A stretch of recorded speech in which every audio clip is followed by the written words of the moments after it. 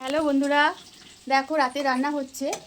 আর কে রান্না করছে না আমার ছেলে আসলে খুব রান্না করার শখ। আর রাতে রান্নাটা কি হচ্ছে দেখো, এই প্রথমবার আর কি। ওর খুব ইচ্ছা যে রান্না করবে, আর শিখে রাখাটা তো ভালোই ছেলেদের। এবার দেখো যে আলু ভাজছে, আর এখানটায় কিসের তরকারি হবে দেখাচ্ছি। এই যে ছানা ভাজার তরকারি হবে। ছানাটাও আমি আরও দুজনে মিলেই ভাজছি, মানে আমি ওর পাশে আছি, আমি ছেড়ে দিইনি। একটু শিখে রাখা ভালো জানো তো, নাহলে মানে ও সব কাজ মোটামুটি পারে সুন্দরভাবে সাজিয়ে। তোমাদের তো বলেইছি যে পুজো টুজো দেয় খুব সুন্দর করে, বিছানা তোলে খুব সুন্দর করে, কিন্তু রান্নাটা একটু মানে দাঁড়িয়ে থাকতে হয়। ও রান্না করার চেষ্টা করে, পারে না এখনও। এই প্রথমেই এটা মানে বললাম যে কর, মানে করবে না, আমিও আছি সঙ্গে। তো দেখাচ্ছি পরে আবার এরকম তরকারিটা কালারটা হলো। ফাইনালি ঝোলটা দেখো, তোমাদের তখন তো বললাম, এই দেখো ফাইনালি ঝোলটা এই যে এরকম হয়েছে। আমি কিন্তু ওকে শিখিয়ে দিচ্ছি, ও কিন্তু বেশিরভাগই করেছে।